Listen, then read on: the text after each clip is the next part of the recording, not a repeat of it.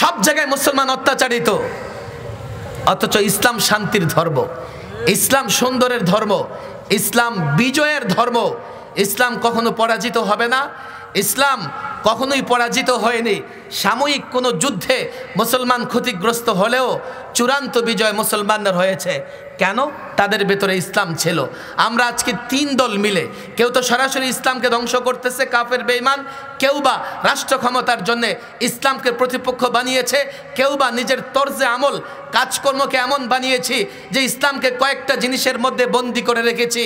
কোনোদিন ইসলামী খেলাফত প্রতিষ্ঠা করতে পারবো না, কোনোদিন ইসলামী বিপ্লব আনতে পারবো না। আজও বলি, ১৫০০ বছর আগে থেকে এই পর্যন্ত ইতিহাস দেখো, কেন মুসলমান বিজয়ী হয়েছে, কেন মুসলমান পরাজিত হতো না।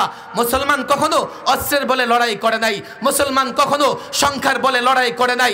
বদর দেখো, বদর থেকে নিয়ে শুরু করে খন্দক পর্যন্ত প্রত্যেকটা যুদ্ধ দেখো। আল্লাহর কসম করে বলি, এ ছাত্র, এ যুবক, এ মুসলমান, আমি বলি, আগেও বলেছি, যুবক কলেজে পড়ো, ইউনিভার্সিটিতে পড়ো, তুমি আমার দুশ্মন নও, তুমিও আমার ভাই, আমি তোমাকে আপন মনে করি। আজকে তোমাকে এখানে সম্মাননা দেওয়া হচ্ছে, কাল বাংলাদেশের চতুর্দিকে দুশ্মন গেড়া, এই নিয়ে ষড়যন্ত্র হয়, ওই নিয়ে ষড়যন্ত্র হয়, কি করে বাঁচবে? অস্ত্র নাই, কি করে টিকে থাকবে? সৈন্যবাহিনী দুর্বল, কি করে টিকে থাকবে? হ্যাঁ, তুমি মুসলমান, তুমি অ্যাটম বোমার চাইতেও শক্তিশালী। রব্বে কাবার কসম করে বলি, আজও যদি ইসলাম ধরো, ইসলাম মানো, ইসলামের উপর আমল করো, পূর্ণাঙ্গ দিনের উপর আমল করো, রব্বে কাবার কসম, সেন্ট মার্টিন নয়, বাংলাদেশের 1 ইঞ্চি ভূখণ্ডে যদি পৃথিবীর কোন পরাশক্তি আক্রমণ করে, রব্বে কাবার কসম, এদেশের ছাত্র জনতা, এদেশের যুবক তাদের জন্য যথেষ্ট।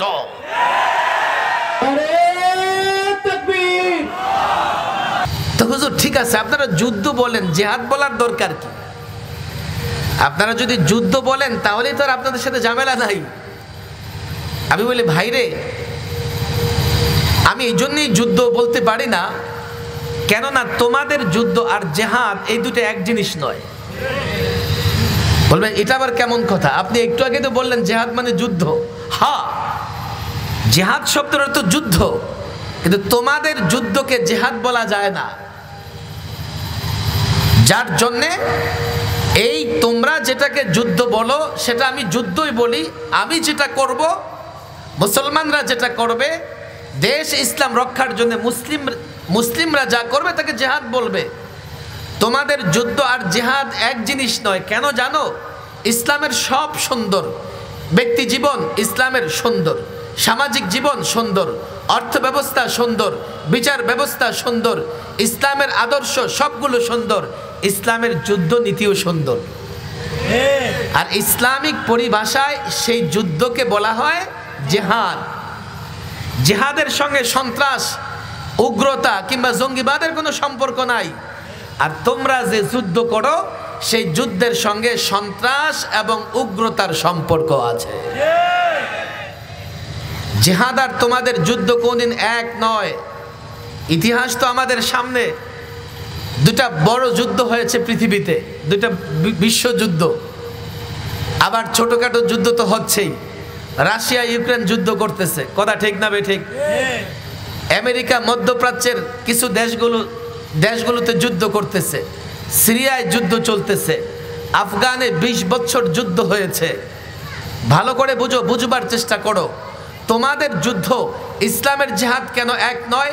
ইসলাম যে যুদ্ধকে পারমিশন দেয়, ইসলাম যে যুদ্ধের কথা বলে, যেটাকে আমরা জেহাদ বলি, সেই যুদ্ধে নারীর উপর আক্রমণ করবার বিধান নাই, সেই যুদ্ধে শিশুর উপর আক্রমণ করবার বিধান নাই, সেই যুদ্ধে সাধারণ মানুষের বাড়িঘর ভাঙার কোনো বিধান নাই, সেই যুদ্ধে ধর্ষণ তো দূরের কথা, নারীর দিকে চোখ তুলে তাকাবার কোনো সুযোগ নাই।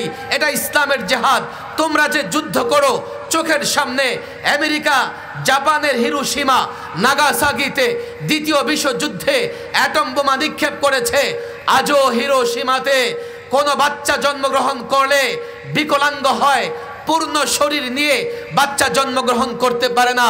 রাশিয়া যুদ্ধ করতেছে ইউক্রেনের সঙ্গে, সাধারণ মানুষের বাড়িঘর ভাঙতেছে। আর ইসরায়েলি বর্বর জাতি হামাসের সঙ্গে কিংবা গাজ্জাবাসীদের সঙ্গে, রাফাবাসীদের সঙ্গে, ফিলিস্তিনের সঙ্গে যা করছে, এটাকে যুদ্ধ, যুদ্ধের নামে সন্ত্রাস, এটাকে যুদ্ধ। এই যুদ্ধকে জিহাদ বলা যায় না। আজকে এই গত 6 মাসে কমপক্ষে 50,000 শিশুকে হত্যা করেছে ইসরায়েলি। ইহুদিরা ফিলিস্তিনের ভূখণ্ডকে তারা ধ্বংসের ধারপ্রান্তে নিয়ে পৌঁছে দিয়েছে। এটা তোমাদের যুদ্ধ। আল্লাহর কসম, ইসলামের এক একটা জিহাদ দেখো, আল্লাহর নবীর বদর থেকে শুরু করে আজকের আফগান পর্যন্ত প্রত্যেকটা জিহাদ বা যুদ্ধ এমন ছিল, কোন নারীকে ধর্ষণ তো দূরের কথা, নারীর ইজ্জতের উপর আঘাত আসে নাই।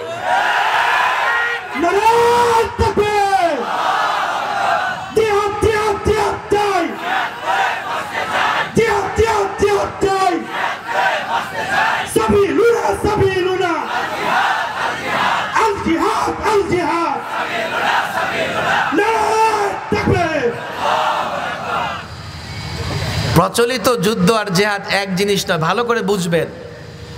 আমরা যখন জিহাদ বলি, তো এই জিহাদের সঙ্গে ইসলামের একটা বিধি বিধান নির্দেশনা আছে, আছে না নাই? আপনি চেষ্টা করলেও কোনো সন্ত্রাসকে জিহাদ বানাতে পারবেন না। আপনি চেষ্টা করলেও কোনো জিহাদকে সন্ত্রাস বানাতে পারবেন নাই। যাকাতের কথা বললেও সমস্যা নাই, তবে জিহাদের কথা বললে কেউ কেউ এটাকে সমস্যা মনে করেন, এমন আছে না নাই? আমি এর একটা ব্যাখ্যা আপনাদের সামনে না, জাতীয় টেলিভিশনে দিয়েছি। যারা শিক্ষিত সমাজ আছেন এটা বলবেন না যে গ্রামে এসে হুজুর বলতেছেন। মসজিদে মাহফিলে নয়, জাতীয় টেলিভিশনে আমি জিহাদ নিয়ে ব্যাখ্যা দাঁড় করিয়েছি। সেই ব্যাখ্যা আমার নয়। কেন জিহাদ মানে তোমরা জঙ্গিবাদ, সন্ত্রাসবাদ কেন মনে করো? জিহাদ শব্দটা শুনলেই তোমরা এটা কেন মনে করো যে জিহাদ মানে বোমা মারবে? জিহাদ এ কথা বললেই কেউ তোমাদের ঘরে এসে আঘাত করবে, আক্রমণ করবে, কেন মনে করো তোমরা এটা? কেননা পশ্চিমারা এই শব্দটাকে জঙ্গিবাদ, সন্ত্রাসবাদ বলতে বলতে তোমাদের ভেতরে ভয় ঢুকিয়ে দিয়েছে। জিহাদ শব্দের অর্থ যুদ্ধ। ভালো করে শুনবেন, জিহাদ শব্দের অর্থ কি? আরো জোরে বলেন। আমরা যুদ্ধ করতে প্রস্তুত আছি না নাই? পৃথিবীর সব রাষ্ট্র যুদ্ধ করে, সব রাষ্ট্র যুদ্ধের জন্য প্রস্তুতি নেয়, অস্ত্র বানায়, অস্ত্র কিনে। যেই রাষ্ট্রের যুদ্ধ করার ক্ষমতা বেশি সেই সবচেয়ে বড় মাতব্বর। কথা ঠিক না বেঠিক? ছাত্রদের বলি, তোমার কাছে নাহু সরফের চার্ট আছে? আমি যদি বলি হাত তুলে দেখাও তোমার কাছে ইসলামের চার্ট আছে কিনা, ইসলাম কি জিনিস, তুমি কিন্তু দেখাতে পারবা না। আমাদের ফুকাহায়ে কেরাম ফতোয়ার কিতাবগুলোতে আপনি দৃষ্টি দিলে দেখবেন, কিতাবুত তাহারা দিয়ে, পবিত্রতা অধ্যায় দিয়ে যখনই কিতাব শুরু হয়েছে, আগে পূর্ণাঙ্গ দিনের একটা সংক্ষিপ্ত আলোচনা এসছে। ছাত্রদের বলে আল বাহরুর রায়ক, দারুল ইফতার সঙ্গে যাদের সম্পর্ক আছে, বা ফতোয়া শামির তোমরা নাম শুনেছ, ফতোয়া আলমগীর তোমরা নাম শুনেছ, কিংবা হয়তোবা তোমাদেরকে যখন হেদায়া পড়ানো হয়, সরে বেকায়া পড়ানো হয়, কদুরি পড়ানো হয়, কাঞ্জ পড়ানো হয়, কিংবা তোমাদেরকে যখন নুরুল ইজা পড়ানো হয়, হতে পারে তোমাদের উস্তাদ বৎসরের শুরুতেই তোমাদের সামনে ইসলামের একটা চার্ট, একটা নকশা, একটা সাজারা, একটা বৃক্ষ তোমাদের সামনে পেশ করেছেন। হয়তোবা মনোযোগ সহকারে শোনো নাই, কিংবা শুনলেও ভুলে গেছো। ফুকাহায়ে কেরাম টোটাল ইসলাম বা উমুরে দিন, দিনের সমস্ত বিষয়গুলোর একটা সংক্ষিপ্ত চার্ট এঁকেছেন ফতোয়ার কিতাবের শুরুতেই। সেখানে কি উমুরে দিন, দিনের সমস্ত বিষয়গুলোকে প্রথমত ওনারা 5 ভাগে ভাগ করেছেন। কয় ভাগে? কষ্ট করে হাত উঠান দেখি। আকীদা ঠিক তো সব ঠিক, আকীদায় ঝামেলা আপনার আমলে আপনার কোনো কাজে আসবে না। বাহারটা উঠান, আমারই হাত ব্যথা হয়ে গেছে। কয়টা আঙ্গুল আছে? ছাত্ররা বলো কয়টা আঙ্গুল? 1 নাম্বার কি? 1 নাম্বার কি? 2 ইবাদত। আরো জোরে ইবাদত। আমরা সাধারণ বাইরে ইবাদত বুঝি তো না? ইবাদত বুঝি তো? 3 মুআমালাত। মুআমালাত মানে লেনদেন। মুআমালাত মানে কি? আরো জোরে। আমার শিক্ষিত ভাইয়েরা কত ইয়েস নো ভেরি গুড কত শব্দ শিখে ফেলে। একটা শব্দ শিখে যান, বলেন মুআমালাত। সাধারণ ভাইয়েরা বলেন মুআমালাত মানে লেনদেন। মানে কি? ইসলামে লেনদেন আছে না নাই? ইসলামে লেনদেন আছে না নাই? 4 বলেন 4 উকুবাত, বিচার ব্যবস্থা। উকুবাত, আরো জোরে উকুবাত, বিচার ব্যবস্থা। আরো জোরে উকুবাত, কি ব্যবস্থা? ইসলামে বিচার ব্যবস্থা আছে না নাই? সর্বশেষ 5 আখলাক মানে চরিত্র। আখলাক মানে? আখলাক মানে কি? উমুরে দিন, দিনের সমস্ত বিষয়গুলোকে ফুকাহায়ে কেরাম কয় ভাগে ভাগ করেছেন? আর হাত উঠাইতে বলে, মুখে বললে হবে কয় ভাগে? আরো জোরে, আরো জোরে। কষ্ট হইতেছে? এবার এক এক বলেন। 1 আকায়েদ, 1 2 ইবাদত, 2 3 4 উকুবাত মানে কি? বিচার ব্যবস্থা। উকুবাত মানে কি? বলেন কি? 5 কি? আরো জোরে। 5 কি? 5 কি? আখলাক মানে কি? আরো জোরে বলেন। এগুলো সব মিলে ইসলাম। এগুলো সব মিলে, আরো জোরে বলেন, এগুলো সব মিলে কি? ইমানের মৌলিক বিষয় 5টা। ইমানের মৌলিক বিষয় কি? আরো জোরে কয়টা? 5টা। কোরআনে কারীমের এক আয়াতেই আছে, আমিনু বিল্লাহি ওয়া মালাইকাতিহি ওয়া কুতুবিহি ওয়া রুসুলিহি ওয়াল ইয়াউমিল আখির। আছে না নাই? হাফেজ সাহেবরা বলেন কোরআনে 5টা কথা আছে না নাই? আচ্ছা, আমরা সবাই তো পড়ি এটা। বক্তব্যে যখন পড়ি কালেমায়ে তৈয়বা, এরপরে কি কালেমায়ে শাহাদাত, এরপরে কি কালিমায়ে তাওহীদ পড়ি কি পড়ি না? এরপরে কালিমায়ে ইমানে মুজমাল কি পড়ি? মনে আছে বলতে পারবেন? আমানতু বিল্লাহি ওয়া মালাইকাতিহি ওয়া কুতুবিহি ওয়া রুসুলিহি ওয়াল ইয়াউমিল আখির ওয়াল কদরি খাইরিহি ওয়া শাররিহি মিনাল্লাহি তাআলা ওয়াল বা'সি বা'দাল মাউত। আছে না নাই?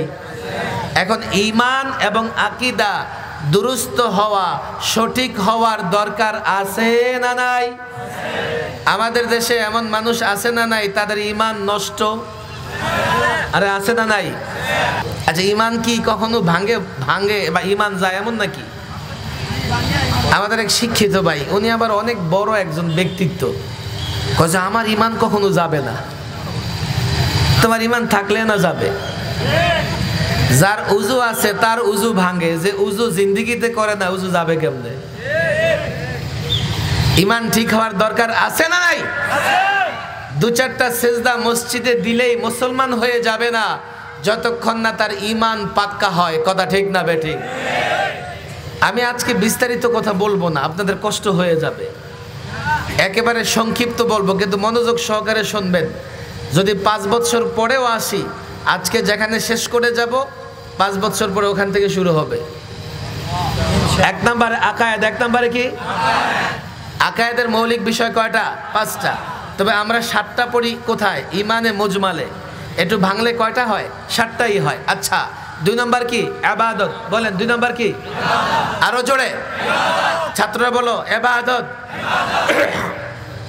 ছাত্ররা বলবে হুজুর মাদ্রাসায় পড়াশোনা করি না, আর আপনি মাহফিলে পড়াশোনা করাইতেছেন। মাদ্রাসায় তো ভাগলাম মাদ্রাসা থেকে, যাতে পড়াশোনা না করা লাগে। আজকের দিনের জন্য মনে করো এটা মাদ্রাসায় আছে। ইবাদত, মৌলিক ইবাদত 5টা। কয়টা? আরো জোরে কয়টা? জোরে বলেন কয়টা? 1 নামাজ, রোজা, হজ, যাকাত, জিহাদ। কয়টা ইবাদত? মৌলিক ইবাদত। বসেন বসেন, নড়াচড়া করা যাবে না, বসে পড়েন, যে যেখানে বসে পড়েন। হ্যাঁ, ইবাদত কয় প্রকার বলছি? আপনার কষ্ট হইতেছে? বলেন কয় প্রকার? হ্যাঁ, এক এক কি? 2 3 4 5। আমি এগুলো নিয়ে ব্যাখ্যায় যাব না, আমি কথা দ্রুতই শেষ করে ফেলবো। আকায়েত গেল, ইবাদত গেল, 3 বলছি। মুআমালাত বলেন কি? আরো জোরে। মুআমালাত মানে কি? ইসলামে লেনদেন আছে না নাই? লেনদেনও 5 প্রকার। ছাত্রদের বলি, তোমরা অন্তত মনে রাখো, লেনদেনের প্রথমটা হচ্ছে মুআওয়াজাতে মালিয়া, আর্থিক লেনদেন। কেন জানবে আর্থিক লেনদেন? জানো, একটা পাগল নাবালেগ বাচ্চারও আর্থিক লেনদেনের প্রয়োজন হয়। হয় কি হয় না? নামাজের বিধান বালেগ হওয়ার পরে ফরজ হয়, কিন্তু জন্মের আগে থেকেই বাচ্চার আর্থিক লেনদেন বাচ্চার পক্ষ থেকে মা বাবার শুরু হয়ে যায়। খাবার দাবার ছাড়া তো বালেগ হওয়া পর্যন্ত যাইতেই পারবে না সে। আর্থিক বিধান, লেনদেন কতটা গুরুত্বপূর্ণ। একটা পাগল, তার উপরে কি নয়, নামাজ রোজা ফরজ নয়, তারও খাবার দাবার, আর্থিক লেনদেন, ক্রয় বিক্রয় করা লাগে। কথা ঠিক না বেঠিক? এই ছাত্ররা বোঝার চেষ্টা করো, আমাদের মা বোনদের কিছু সময় থাকে যখন তাদের উপর নামাজ রোজা ফরজ থাকে না, সেই সময়েও তাদের আর্থিক লেনদেনের দরকার আছে। আছে না নাই? তাহলে এটা কতটা গুরুত্বপূর্ণ তুমি দেখো। মুআওয়াজাতে মালিয়া, আর্থিক লেনদেনের প্রথম আর্থিক লেনদেন। 2 মুনাকাহাত, বিবাহ শাদী, এটা একটা লেনদেন, এখানেও এক ধরনের একটা চুক্তি আছে। 3 মুখাসামাত, এই যে ঝগড়াঝাটি, আপোষে পাওনা দাওনা নিয়ে ঝগড়াঝাটি হয়। আমানত, একজন আরেকজনের কাছে আমানত রাখে। এরপরে আছে উত্তরাধিকার সূত্রে প্রাপ্ত সম্পত্তি বন্টন। এই মুআমালাত 5 প্রকার। কয় প্রকার? আমি এগুলো ক্লিয়ার বলবো না, আপনারা মনে রাখতে পারবেন না। ছাত্রদের বলে যাই, তোমরা মনে রাখো। মুআমালাত কয় প্রকার? আরো জোরে, কয় প্রকার? প্রথমটা কি বলছি? মুআওয়াজাতে মালিয়া, আর্থিক লেনদেন। বলি আমরা কি লেনদেন? আরো জোরে, কি লেনদেন? আচ্ছা, আর্থিক লেনদেন, লম্বা কথা বলবো না আমি। আর্থিক লেনদেনে আমাদের বর্তমান সময়ে সবচাইতে ঝামেলার জায়গাটা কোনটা জানেন? সুদ। কথা ঠিক না বেঠিক? আচ্ছা, সুদ কি হালাল না হারাম? আরো জোরে বলেন। কেমন হারাম জানেন? অন্য কোনো হারামের বিরুদ্ধে আল্লাহ যুদ্ধ ঘোষণা করেছে, প্রমাণ নাই। কিন্তু সুদ এমন এক লেনদেন, এই সুদের বিরুদ্ধে আল্লাহর রসুলের পক্ষ থেকে যুদ্ধের ঘোষণা আছে। কথা ঠিক না বেঠিক? বসেন। আচ্ছা, 1 ঘন্টা না, তাড়াতাড়ি শেষ করে দেব।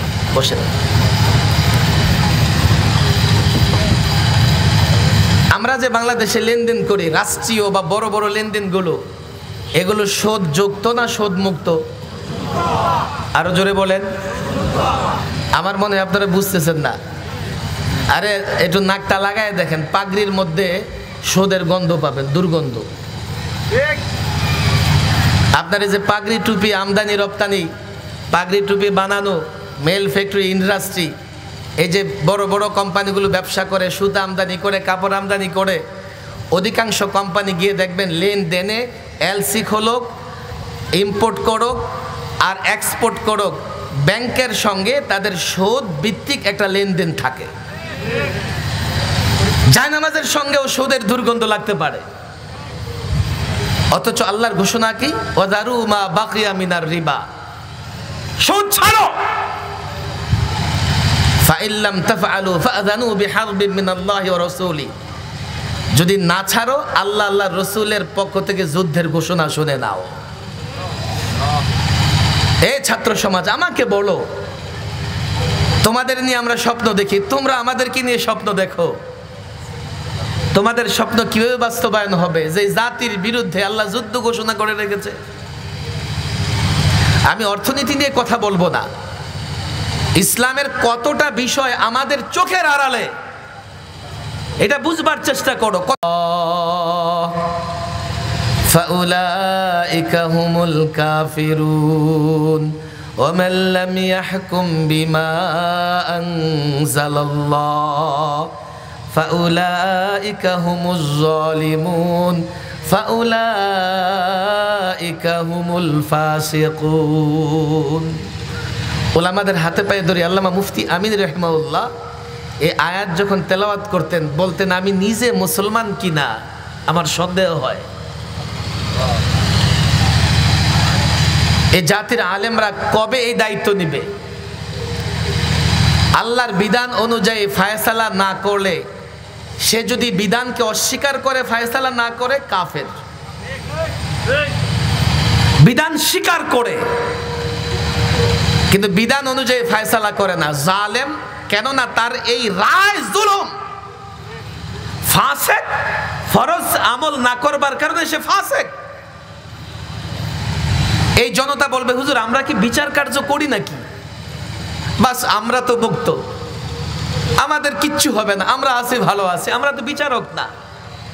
ফালা ওয়া রাব্বিক লা ইউমিনুনা হাত্তা ইউহাক্কিমুকা ফীমা শাজারা বাইনাহুম ফালা ওয়া রাব্বিক লা ইউমিনুনা হাত্তা ইউহাক্কিমুকা ফীমা শাজারা বাইনাহুম। তোমার রবের কসম, লা ইউমিনুন, সে মুমিন হতে পারবে না হে রাসূল যতক্ষণ না আপনাকে বিচারক না মানায়। হযরত ওমর মুনাফিকের গর্দান উড়াইয়ে দিছে, রাসূলুল্লাহকে বিচারক মানে নাই। আপনি বিচারক না, আপনি বিচার প্রার্থী। তো আপনি দেখেন তো আপনি বিচার প্রার্থী যখন হচ্ছেন রাসূলুল্লাহকে বিচারক মানতেছেন কিনা, ব্যথা কি আছে? এমনিতেই দু চারটা ইসলামের বিধান মেনে মনে করে যে ইসলাম চলে আসছে। বিচার ব্যবস্থা নিয়ে মুফতি হারুন নেজার সাহেব এখানে আসেন, এই পর্যন্ত 3 দফায় মেহমানখানায় অর্ধশত মামলা মোকাবেলা করে আমি দেখেছি প্রচলিত আইনে কোথাও জুলুম ছাড়া বিচার হয় না। কথা বলতে গেলে রাত পার হয়ে যাবে। আল্লাহ মুফতি আমির রহিমাল্লাহ বলতেন বিচার চাও প্রচলিত আইনে, তোমার 3টা জিনিস লাগবে। কয় কি? এক, তোমার হযরতে নূহ আলাইহিস সালামের মতো হায়াত লাগবে। ওই 13 সালে, কই 2009 সালে 7 সালে মামলা হয়েছে, এখনো হাজিরা দেওয়া লাগে। আমার মনে হয় আমার পোলা নাতিরা হাজিরা দিবে। দাদাই মামলা করে যায়, নাতির আমলে ফায়সালা হয়। এই সাধারণ মানুষ বুঝবে জায়গা জমি নিয়ে যদি কেউ মামলা করে তার 14 গোষ্ঠী শেষ হয়ে যায়, মামলার ফায়সালা হয় না। হায়াত হযরত নূহ আলাইহিস সালামের মতো হলেই হবে না, কারুনের মতো সম্পদ লাগবে। আদালতের দেয়ালও হা করে থাকে, টাকা দে টাকা। আমি এখানে বসে বসে মাওলানা মাহমুদুল হাসান গনবী সাহেব আমাকে বলতেছিলেন 2জন ছেলে মজলুম বাচ্চা মানুষ, ওরা জেলে ছিল। ওরা ছিল হলো শিশুদের একটা জেলখানা আছে গাজীপুরে, বলা হয় যে সেটা ওদের জন্য সেফ, বাচ্চাদের জন্য, ওরা বড়দের সাথে থাকবে আলাদা। ওই দুইটা বাচ্চা আমাকে বলতেছিল হুজুর সেখানে এত জঘন্য নগণ্য কাজ হয়, বাচ্চাদেরকে নিরাপদে রাখার নামে তাদেরকে শারীরিক নির্যাতন করা হয়।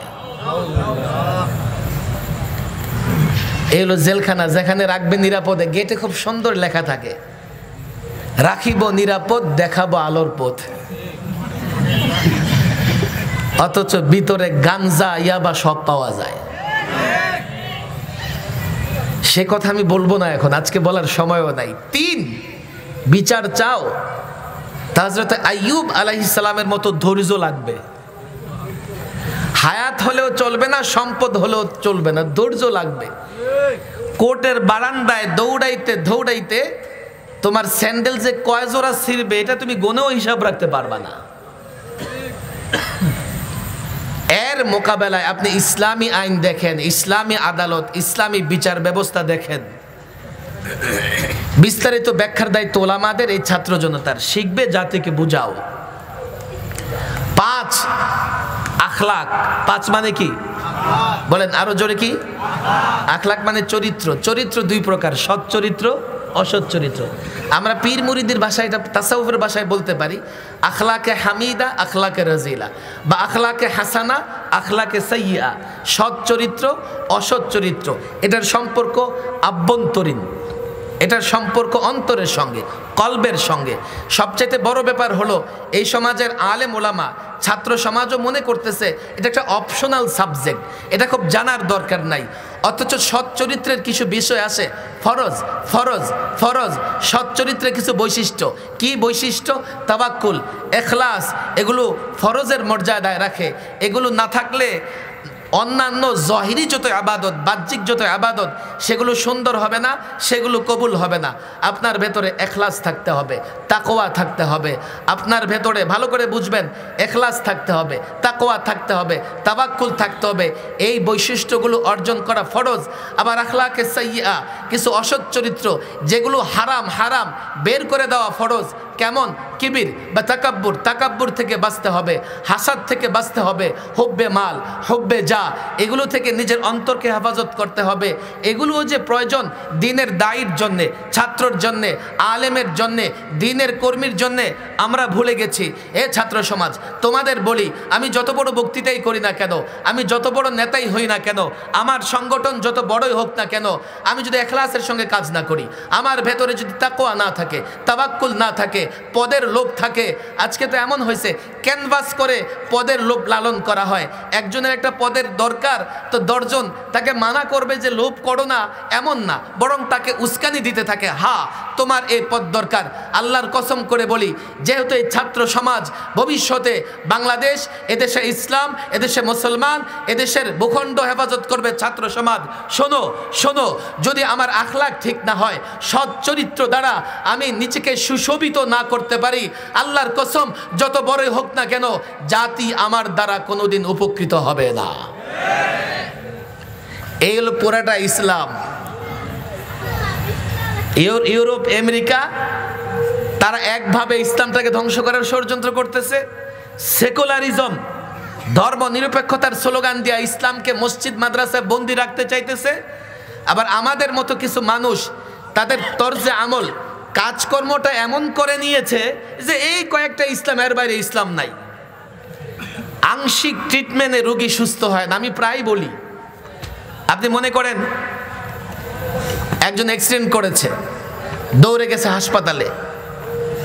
গাড়ি অ্যাক্সিডেন্ট করলে নানা রকম নানা জায়গায় আঘাত হয়। তো ডাক্তার কি করছে জানেন? তার পায়ে খুব সুন্দর করে ট্রিটমেন্ট করে ব্যান্ডেজ করে ছেড়ে দিয়েছে। হাতে আঘাত, মাথায় আঘাত, পেটে আঘাত, এদিকে খেয়াল করে নাই। এই লোকটা পায়ে যত ভালোই চিকিৎসা নিয়ে ফিরে আসুক, সুস্থ না অসুস্থ? ইসলামের কিছু বিষয় আপনি আমল করলে ফায়দা আপনি পাবেন, কিন্তু ইসলামের পূর্ণাঙ্গ ফায়দা বা ইসলাম যে ফলসফা, যে দিক, যে ইসলাম যে ফলসফার উপরে, ইসলাম যে বৈশিষ্ট্যের উপরে দাঁড়িয়ে আছে, আপনি সবগুলো বৈশিষ্ট্য যদি না মানতে পারেন, ইসলাম দ্বারা আপনি পরিপূর্ণ উপকৃত হতে পারেন না। এই রেজাল্ট হচ্ছে এখন 200 কোটি মুসলমান 1.5 কোটি ইহুদিদের কাছে মাথা নত করে আছে। আমি ইহুদিদের চরিত্র নিয়ে আজকে কথা বলবো না, আলেম ওলামাদের দায়িত্ব দিয়ে ইহুদিরা কারা, জাতি কি চেনান? এই ইহুদিরা তার আল্লাহ তাবারক ওয়া তাআলার যে নিয়ামত ভোগ করেছে ইহুদিদের জন্যে।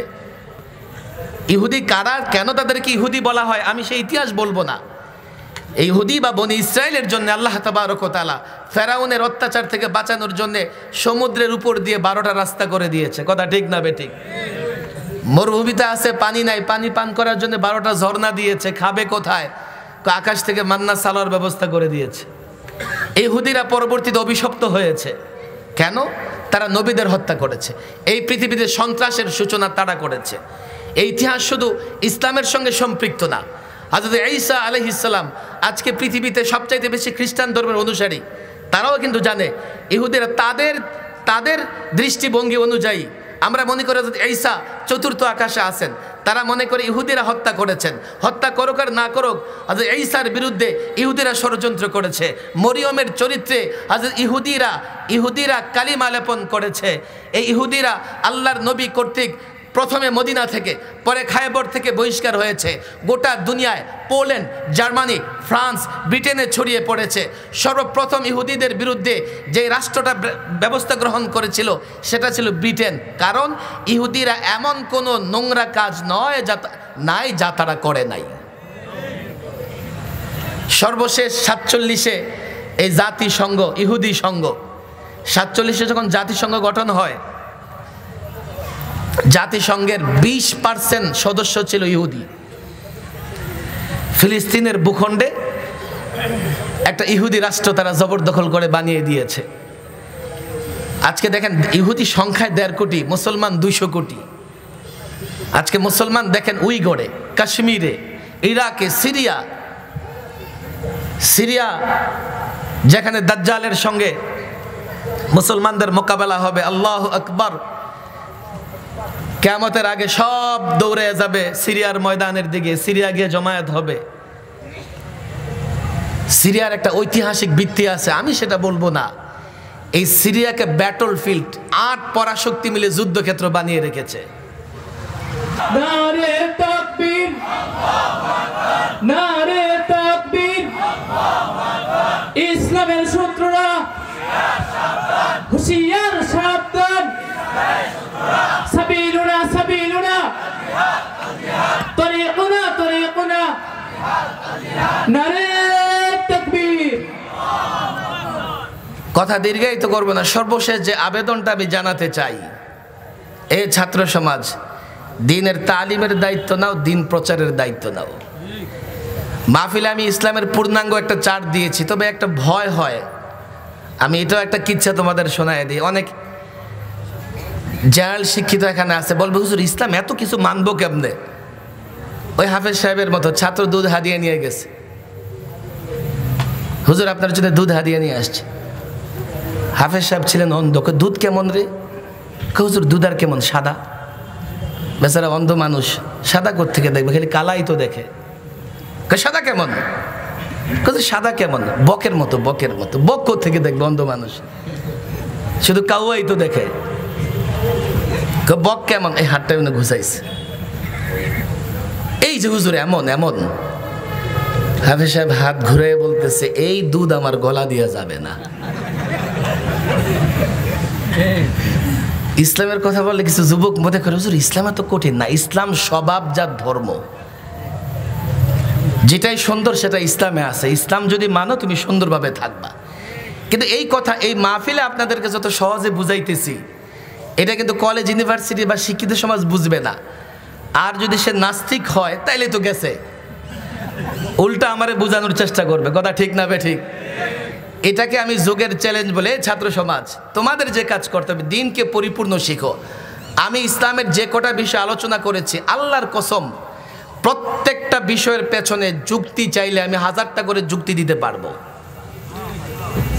কোনো নাস্তিক মুরতাদ আমার সামনে যুক্তি দিয়ে টিকতে পারবে না।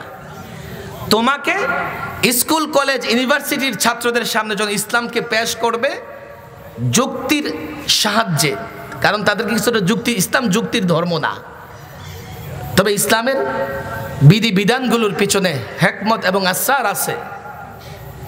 যুক্তি প্রয়োজনে বিজ্ঞান বা সায়েন্স দিয়ে হলেও তাদের সামনে ইসলামকে উপস্থাপন করার চেষ্টা করবা। রয়ে গেল নাস্তিক মুরতাদরা, তাদের হেদায়েতের আশাটা বড় ক্ষীণ।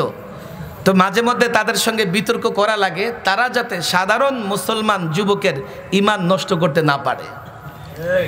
তোমরা যেই চ্যালেঞ্জ নিতে পারো, আমি তোমাদের বলি, হাতে পায়ে ধরে বলি, ছাত্র হও আর তোমরা শিক্ষক হও, তোমাদের চ্যালেঞ্জের জায়গা হচ্ছে ইসলাম তো সুন্দর ধর্ম, সৌন্দর্যের ধর্ম। এই জাতিকে তো বুঝাইতে পারো নাই। জাতি ইসলাম ছেড়ে পশ্চিমাদের পেছনে দৌড়াইতেছে, কেন? তারা ইসলাম বুঝে নাই। লম্বা আলোচনা করা দরকার, কিন্তু আমার পরেও দুজন আলোচক আছে। আমি এই সংক্ষিপ্ত আবেদনটা জানাইতে চাই, আমরা প্রত্যেকে দায়ী হব তো ইনশাআল্লাহ? লম্বা করে হাত উঠাই। দায়ী হব তো ইনশাআল্লাহ? ইসলাম আগে বুঝবো তো ইনশাআল্লাহ? এরপরে একজন ব্যক্তির কাছে ইসলাম পৌঁছানোর চেষ্টা করব তো ইনশাআল্লাহ? হাত নামাই। যদি সবাই ইসলাম বুঝে যায়, তখনই দেখা যাবে আমি ইসলামের জন্যে বা ইসলামের মাধ্যমে কিছু করতে পারবো। আল্লাহ তাবারক ওয়া তাআলা আমাদেরকে এগুলো বোঝার তৌফিক দান করুন। আপনারা সুন্দরভাবে বসবেন। মাওলানা মুফতি হারুন নিজার সাহেব চলে এসছেন, আর এক আলী হাসান ওসামা সম্ভবত আশেপাশে আছেন, চলে আসবেন, আমরা আলোচনা শুনবো। এরপরে যে আল্লাহ তৌফিক দান করুন। ওমা তৌফিকি ইল্লা বিল্লাহ ওমা আলাইনা ইল্লাল বালাগ।